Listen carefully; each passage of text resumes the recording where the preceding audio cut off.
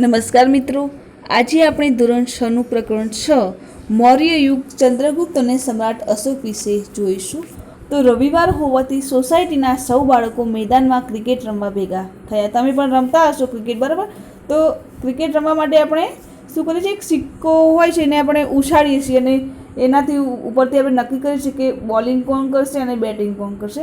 તો ભવ્ય અને જલ્પે પણ ટીમ પાડી કે અને બેટિંગ કે બોલિંગ કરવા માટે એક સિક્કો ઉછાળ્યો અને જલ્પ બોલ્યો કે કિંગ. સિક્કો હવામાંથી નીચે જમીન ઉપર પડ્યો. કિંગ પડ્યો એટલે જલ્પે બેટિંગ માગી. બાજુમાં ઊભેલો હેતાંશ બોલી ઉઠ્યો, સિક્કા પર આપેલી આ સિંહની આકૃતિ ક્યાંથી લીધી હશે? આપણને પણ અમુક વિચાર આવે કે સારું આ આકૃતિ ક્યાંથી લીધી હશે, બરાબર? તો ભવ્ય તેને સમજાવ્યો કે સિક્કા પર આપેલી સિંહની આકૃતિ એટલે કિંગ. એ સારનાથના વિશાળ સ્તંભ પર આ સિંહની આકૃતિ સ્થાપિત કરવામાં આવેલી છે. તો આ સ્તંભને મૌર્ય વંશના સમ્રાટ અશોક દ્વારા નિર્માણ કરવામાં આવ્યું હતું. ભારતે તેને રાષ્ટ્રીય પ્રતીક તરીકે સ્વીકારેલ છે. તો મૌર્ય યુગના સ્થાપક અને શાસક વિશે આપણે જોઈશું. તો એમાં પ્રથમ છે ચંદ્રગુપ્ત મૌર્ય. તો મૌર્ય વંશના સ્થાપક એટલે કે ચંદ્રગુપ્ત મૌર્યનો કાળ છે ઈસવીસન પૂર્વે 321 ઈસવીસન પૂર્વે 297. તો બાળપણમાં રાજાની રમત રમતા ચંદ્રગુપ્તનું હીર પારખીને તક્ષશિલાના કૌટિલ્ય ગોત્રના આચાર્ય વિષ્ણુગુપ્તે તક્ષશિલા લઈ જઈ તેને શસ્ત્ર અને શાસ્ત્રોની તાલીમ આપી. ચાણક્યની તાલીમની મદદ અને માર્ગદર્શનથી ચંદ્રગુપ્ત મૌર્યએ ઈસવીસન પૂર્વે 321માં નંદવંશના અંતિમ સમ્રાટ ધનનંદને હરાવીને મગધની ગાદી સંભાળી મૌર્ય યુગની સ્થાપના કરી. ચાણક્યની રાજનીતિ અને વહીવટ અંગેની કુશળતાનો સંપૂર્ણ લાભ ચંદ્રગુપ્તને મળ્યો. ચાણક્ય દ્વારા લખાયેલા અર્થશાસ્ત્ર નામના ગ્રંથમાંથી તે સમયની રાજકીય, આર્થિક અને સામાજિક જીવનની માહિતી મળી રહે છે. ચંદ્રગુપ્તની તમામ સિદ્ધિઓમાં ચાણક્યના મુત્સદ્દીગીરીવાળા માર્ગદર્શનને પણ ઘણો મહત્વનો ભાગ ભજવેલો છે. તો ગ્રીક રાજા સેલ્યુકસ નિકેતરને હરાવીને ચંદ્રગુપ્તે 4 પ્રદેશો એટલે કે કાબુલ, કંદહાર, હેરાત અને બલુચિસ્તાન જીત્યા હતા. ચંદ્રગુપ્તની બહાદુરીથી પ્રભાવિત થઈ સેલ્યુકસે પોતાની પુત્રી હેલેનાને ચંદ્રગુપ્ત સાથે પરણાવી અને પોતાના રાજદૂત મેગસ્થનીસને તેના દરબારમાં મોકલ્યો. પાટલીપુત્રમાં રોકાણ દરમિયાન મેગસ્થનીસે લખેલ પુસ્તક ઇન્ડિકામાંથી મગધ સામ્રાજ્યના પાટનગર અને એના વહીવટ વિશેની અગત્યની અને આધારભૂત જાણકારી મળી આવેલ છે. તો આપણે ચંદ્રગુપ્તનો રાજ્ય વિસ્તાર જોઈશું. તો ચંદ્રગુપ્તે પોતાની વીરતા અને ચાણક્યની રાજનૈતિક કુશળતાની પોતાના સત્તાનો પ્રસાર ભારતના અન્ય પ્રદેશોમાં કરી સમગ્ર ભારત પર એક સાર્વભૌમ સત્તા સ્થાપવાનો પ્રયત્ન કર્યો. ઉત્તરમાં અફઘાનિસ્તાન, પેશાવર, કંદહારથી લઈને પૂર્વમાં બંગાળ સુધી તેનું શાસન હતું. પશ્ચિમ ભારત પર પણ તેની સત્તા હતી. સૌરાષ્ટ્રમાં પણ તેનું શાસન હોવાનું તથા પુષ્યગુપ્ત નામના વૈશ્ય અમાત્યને તેઓના રાષ્ટ્રીય એટલે કે રાજ્યપાલ તરીકે નિમ્યા હોવાનું આધારોમાં જણાવેલ છે. સૌરાષ્ટ્રમાં આવેલ ગિરિનગર એટલે કે જૂનાગઢ હાલનું ના ગિરનાર પર્વતમાંથી નીકળતી નદીઓ પર બંધ બાંધીને પુષ્યગુપ્તે સુદર્શન તળાવનું નિર્માણ કરાવ્યું હતું. દક્ષિણ ભારતના કોંકણ, કર્ણાટક, મહારાષ્ટ્ર વગેરે પ્રદેશો પણ મગધ સામ્રાજ્યનો એક ભાગ હતા. વાયવ્યમાં છેક પશ્ચિમ ગાંધાર એટલે કે હાલનું અફઘાનિસ્તાનના પ્રદેશો પણ ચંદ્રગુપ્તની સત્તા હેઠળ હતા. આમ સમગ્ર ભારત પર મૌર્ય સામ્રાજ્યની સાર્વભૌમ સત્તા પ્રવર્તી હતી. હવે મૌર્ય સામ્રાજ્યનો અહીંયા એક નકશો આપેલો છે કે યુગના મુખ્ય નગરો અને અભિલેખો મળેલા સ્થળો. તો અહીંયા અભિલેખો મળેલા સ્થળો છે એને લાલ ગુલાબી ટપકાથી દર્શાવેલ છે અને જે મહત્વપૂર્ણ જે નગરો હતા ને ત્રિકોણમાં બ્લુ કલરથી દર્શાવેલા છે, બરાબર? એ તમારે જોવાના છે.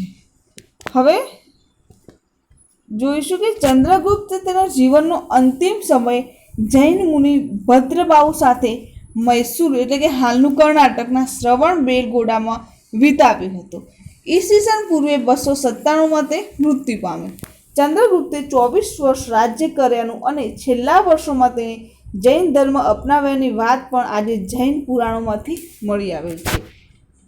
ભારતમાં મૌર્ય વંશની સ્થાપનાના પહેલાનો ઇતિહાસ આદ્ય ઇતિહાસ તરીકે ઓળખવામાં આવે છે. મૌર્ય વંશની સ્થાપનાની ચોક્કસ અને આધારભૂત માહિતી વિવિધ સ્ત્રોતોમાંથી મળી રહે છે. ચંદ્રગુપ્ત મૌર્ય દ્વારા વિષ્ણુગુપ્તની મદદથી સ્થાપવામાં આવેલું મૌર્ય સામ્રાજ્ય ભારતનું પ્રથમ ઐતિહાસિક સામ્રાજ્ય કહેવાય છે. હવે મૌર્ય યુગની જાણકારી મેળવવાના સ્ત્રોતો કયા? તો એ કૃતિઓ આપેલી છે અને એના લેખકનું નામ આપેલું છે. તે પ્રથમ છે અર્થશાસ્ત્ર, જેના લેખક છે આચાર્ય વિષ્ણુગુપ્ત ચાણક્ય, જે કૌટિલ્યથી જાણીતા છે. બીજા નંબર છે ઇન્ડિકા, જે મેગસ્થનીસે લખેલું છે. અને ત્રીજા નંબરની કૃતિ છે દીપવંશ અને મહાવંશ, એ બૌદ્ધ ગ્રંથો છે જે સિલોનના છે. અને 4 નંબરની કૃતિ છે મુદ્રા રાક્ષસ, એટલે કે નાટક છે, જે વિશાખા દત્તે લખેલું છે સંસ્કૃતમાં. બરાબર. તો આ ઉપરાંત મૌર્ય સમ્રાટોએ કોતરાવેલ શિલાલેખો, સ્તંભલેખો, ગુફાલેખો, સ્તૂપો અને વિહારો વગેરેમાંથી પણ ઐતિહાસિક માહિતી પ્રાપ્ત થાય છે. હવે મિત્રો આપણે ગ્રાન્ડ ટ્રંક રોડ વિશે જોઈશું, જેનું ટૂંકું શોર્ટ નામ છે GTR. તો એશિયા ખંડનો સૌથી જૂનો અને લાંબો મુખ્ય રોડ એટલે કે ગ્રાન્ડ ટ્રંક રોડ. તો આ રોડનું નિર્માણ સૌપ્રથમ ચંદ્રગુપ્ત મૌર્યના સમયમાં થયું હતું. તે તામ્રલિપ્તિ થઈને તક્ષશિલા અને તક્ષશિલાથી મધ્ય એશિયાને જોડતો હતો. તે સમયે ગંગાના મેદાનથી ગાંધાર સુધી આ રોડ વિસ્તરાયેલો હતો. શેરશાહ સૂરીએ પોતાના શાસનકાળમાં આ રોડનું પુનઃનિર્માણ કરાવ્યું હતું. અંગ્રેજ શાસનકાળ દરમિયાન ડેલહાઉસીએ કોલકાતાથી પેશાવર સુધી આ રોડનું પુનઃનિર્માણ કરાવ્યું અને વર્તમાન સમયમાં એટલે કે અત્યારે આ રોડ દિલ્હીથી કોલકાતા સુધીના રાષ્ટ્રીય ધોરીમાર્ગ તરીકે ઓળખાય છે.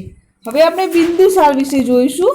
તો એ બિંદુસારનો સમયગાળો છે ઈસવીસન પૂર્વે 297 ઈસવીસન પૂર્વે 273. તો ચંદ્રગુપ્તના અવસાન બાદ તેનો પુત્ર બિંદુસાર મગધની ગાદીએ આવ્યો. પિતા ચંદ્રગુપ્ત તરફથી વારસામાં મળેલું વિશાળ સામ્રાજ્ય યથાવત ટકાવી રાખી તેની ભેટ પુત્ર અશોકને આપી એ જ બિંદુસારની મોટામાં મોટી સિદ્ધિ ગણી શકાય.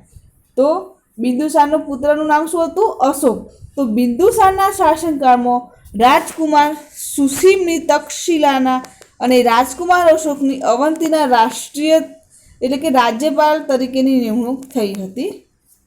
સુસીમના સમયમાં તક્ષશિલામાં થયેલ બળવાને નિયંત્રિત કરવામાં તે નિષ્ફળ રહ્યો, જ્યારે અશોક આ કાર્ય સફળતાપૂર્વક પાર પાડી બળવો દબાવી દીધો. તો બિંદુસારે તેના શાસનકાળમાં કોઈ નવો પ્રદેશ જીત્યો ન હતો, પરંતુ ગ્રીક રાજ્યો સાથેના મૈત્રીપૂર્ણ સંબંધોને જાળવી રાખ્યા હતા અને તેણે મગધની ગાદી પર લગભગ 25 વર્ષ સુધી રાજ્ય કર્યું હતું. હવે આપણે જોઈશું સમ્રાટ અશોક વિશે. તો સમ્રાટ અશોકનો સમયગાળો છે ઈસવીસન પૂર્વે 273 ઈસવીસન પૂર્વે 232. તો પિતા બિંદુસારના મૃત્યુ પછી મોટા ભાઈ સુસીમ અને બીજા સાવકા ભાઈઓ સાથે થયેલા સંઘર્ષને કારણે ગાદીએ આવ્યાના 4 વર્ષ બાદ રાજધાની પાટલીપુત્રમાં અશોકનો રાજ્યાભિષેક થયો હતો.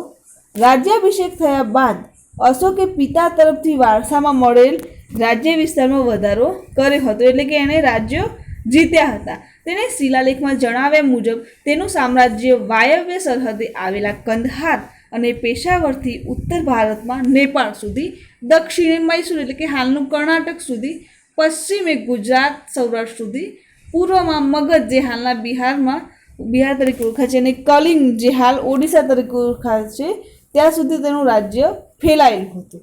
હવે કલિંગનું યુદ્ધ અને અશોકનું હૃદય પરિવર્તન જોઈશું. તો મગધની પડોશમાં આવેલ કલિંગ નંદ રાજાઓના સમયમાં મગધ સામ્રાજ્યનો જ એક ભાગ હતું, પરંતુ મૌર્ય શાસનની સ્થાપના સમયે તે સ્વતંત્ર થઈ ગયેલું. કલિંગને ફરીથી મગધ સામ્રાજ્યનો ભાગ બનાવવાની મહત્વાકાંક્ષા રાખનાર એટલે કે ઈચ્છા રાખનાર અશોકે રાજ્યાભિષેક પછીના 8મા વર્ષે એટલે કે ઈસવીસન પૂર્વે 261ના વર્ષે કલિંગના રાજા જયંત સામે યુદ્ધ જાહેર કર્યું અને આ યુદ્ધમાં અશોકનો વિજય થયો. યુદ્ધમાં વિજય મેળવ્યા બાદ યુદ્ધભૂમિ અને નગરમાં ફરતા અશોકે બધે જ દુઃખ અને શોકનું વાતાવરણ જોયું. યુદ્ધમાં થયેલ ખુવારી અને સ્ત્રીઓ અને બાળકોને રડતા જોઈ કલિંગ પર મેળવેલી જીતનો આનંદ ઓસરી ગયો. અશોકના મનની શાંતિ હણાઈ ગઈ. યુદ્ધમાં થયેલી ખુવારીને કારણે અશોકના હૃદયમાં ભારે સંતાપ અને પશ્ચાતાપની લાગણી જન્મી, એટલે કે ચિંતા થઈ અને એને બહુ દુઃખ થયું. તો યુદ્ધની નિરર્થકતા તેને સમજાઈ જવાને કારણે કલિંગનું યુદ્ધ તેના જીવનનું અંતિમ યુદ્ધ બની રહ્યું. એને એવું થયું કે આટલી બધી હિંસા થઈને આટલા બધા બાળકોને સ્ત્રીઓ દુઃખી થઈ, એટલે એને જે જીત હતી એ બધી એને નકામી લાગી કે આ બધું નકામું છે, અને એનું બધો ત્યાગ કરી દીધો એને. અને બૌદ્ધ સાધુ ઉપગુપ્તના ઉપદેશથી તેને શસ્ત્રોનો ત્યાગ કરી શાસ્ત્રોનું શરણ લીધું. બૌદ્ધ ધર્મ અંગીકાર કરી અશોક રાજદ્વારી પુરુષમાંથી ધર્માનુરાગી અશોક બની ગયો. અશોક પહેલો એવો શાસક હતો જેણે શિલાલેખો દ્વારા પોતાના સંદેશ પ્રજા સુધી પહોંચાડવાનો પ્રયત્ન કર્યો. અશોકના મોટાભાગના અભિલેખોની ભાષા પ્રાકૃત અને લિપિ બ્રાહ્મી છે. બ્રાહ્મી લિપિ વિશે જોઈશું તો આધુનિક ભારતની મોટાભાગની લિપિઓ બ્રાહ્મી લિપિમાંથી વિકસી છે. અહીં તમે અક્ષર જુદી જુદી લિપિઓમાં જોઈ શકો છો. અહીંયા પ્રારંભિક બ્રાહ્મીમાં 3 છે, દેવનાગરી લિપિમાં લખેલો છે જુઓ, અને એ જ બાંગ્લામાં આ રીતે લખાય છે એ તમે જોઈ શકો છો. મલયાલમમાં કેવી રીતે લખાય છે એ પણ જ છે, પણ આ રીતે લખાય છે. અને તમિલમાં કેવી રીતે લખાય છે અહીંયા દર્શાવેલા છે, બરાબર. હવે કલિંગના યુદ્ધનું વર્ણન કરતો અશોકનો શિલાલેખ જોઈશું. તો કલિંગના યુદ્ધનું વર્ણન કરતા અશોક પોતાના શિલાલેખમાં જણાવે છે કે રાજા બન્યાના 8 વર્ષ પછી મેં કલિંગ પર વિજય મેળવ્યો. લગભગ 1.5 લાખ લોકો કેદ કરાયા, 1 લાખથી વધુ લોકો માર્યા ગયા. એનાથી મને અપાર દુઃખ થયું છે.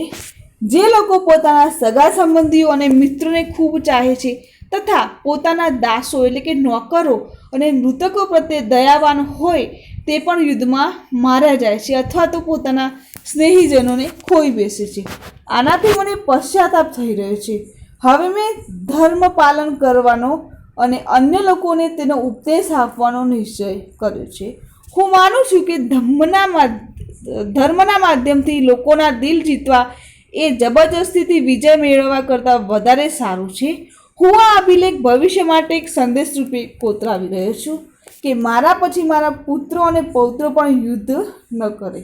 તો ધર્મનો ફેલાવો કેવી રીતે કરી શકાય તે અંગે તેમણે વિચારવું જોઈએ કે આ મારા શિલાલેખ લખવાથી મારી જે આવનારી પેઢીઓ છે એ પણ આ જોશે અને આને અનુસરશે એમ. તો એ ધર્મની જગ્યાએ ધમ્મ લખ્યું છે. એ સંસ્કૃત શબ્દનું પ્રાકૃત રૂપ છે, બરાબર. તો ગુજરાતના જૂનાગઢમાં ગિરનાર પર્વત તરફ દામોદર કુંડ જતાં અશોકનો આ શિલાલેખ મળી આવેલ છે, જે પ્રાકૃત ભાષામાં લખાયેલ છે.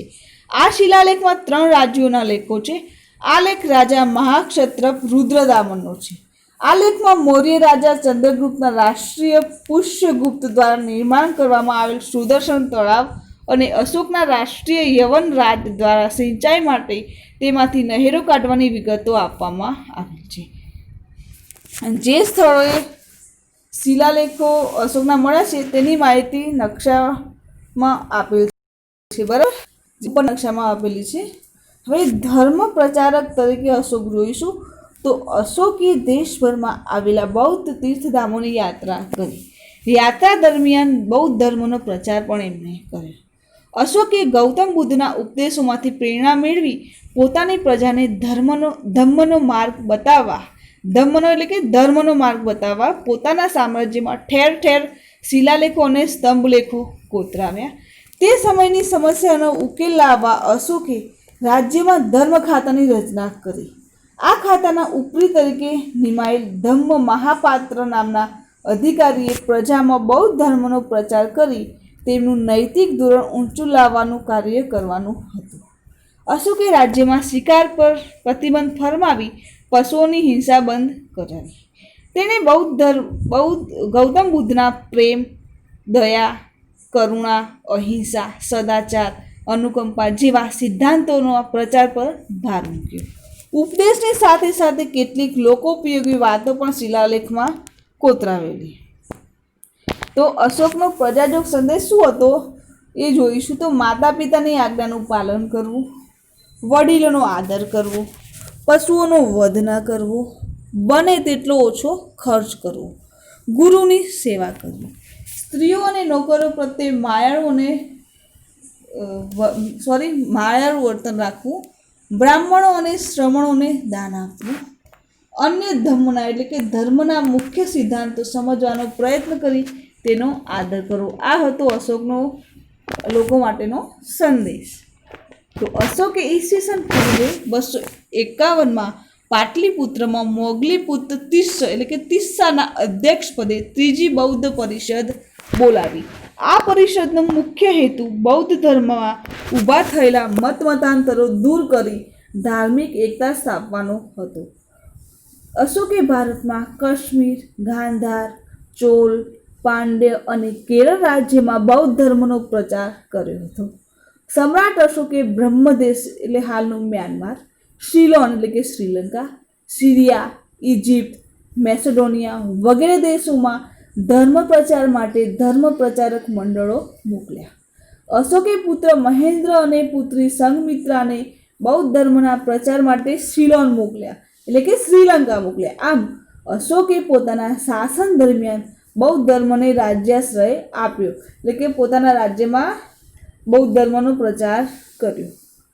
અશોકે ધર્મ પ્રચાર ઉપરાંત પ્રજા કલ્યાણના કાર્યો પણ કર્યા હતા. અશોકે માનવ અને પશુઓની સારવારની વ્યવસ્થા પણ કરી, કૂવા ખોદાવ્યા, વૃક્ષો રોપાવ્યા, રસ્તા બનાવ્યા અને વિશ્રામ ગૃહોનું પણ નિર્માણ કરાવ્યું હતું. અશોકના ગુણો અને તેના કાર્યોને લીધે ઇતિહાસમાં મહાન રાજવી તરીકે તેઓ સ્થાન ધરાવે છે અને ઈસવીસન પૂર્વે 232માં સમ્રાટ અશોકનું અવસાન થયું. તેણે 36 વર્ષ શાસન કર્યું. હવે જોઈશું મૌર્ય યુગનું વહીવટીતંત્ર. તો ચંદ્રગુપ્ત મૌર્યએ વિશાળ સામ્રાજ્યનું નિર્માણ કર્યું હતું. તેનો વિસ્તાર સમ્રાટ અશોકે કર્યો. વિશાળ મૌર્ય સામ્રાજ્યના વિભાગ પાડી તેનો સુવ્યવસ્થિત વહીવટ ચલાવવા માટેનું આયોજન ચંદ્રગુપ્તના મુખ્યમંત્રી અને પ્રખર રાજનીતિજ્ઞ વિષ્ણુગુપ્ત ચાણક્ય એટલે કે કૌટિલ્ય દ્વારા કરવામાં આવ્યું હતું. આ સમયમાં વહીવટી તંત્રના 3 વિભાગો હતા એટલે કે 3 અંગો હતા: કેન્દ્રીય, પ્રાંતીય અને પ્રાદેશિક. તો કેન્દ્રીય વહીવટ જોઈશું તો સમ્રાટ એટલે કે રાજા શાસન વ્યવસ્થામાં કેન્દ્ર સ્થાને હતા. તે સામ્રાજ્યનો વહીવટી, લશ્કરી અને ન્યાયતંત્રનો વડો હતો. તેનું પદ વંશ પરંપરાગત હતું. જે રાજા હતા એનું જે પદ હતું એ વંશ પરંપરાગત હતું એમ. પાટલીપુત્ર અને તેની આજુબાજુનો પ્રદેશ સમ્રાટના સીધા અંકુશ હેઠળ રહેતો. તે મંત્રીઓ અને ઉચ્ચ અધિકારીઓની મદદથી વહીવટ ચલાવતું. ચાણક્યએ કુલ 18 ખાતાઓ દર્શાવ્યા છે, જેના મુખ્ય ખાતાઓ અને તેના ઉપરી વડા આ પ્રમાણે છે.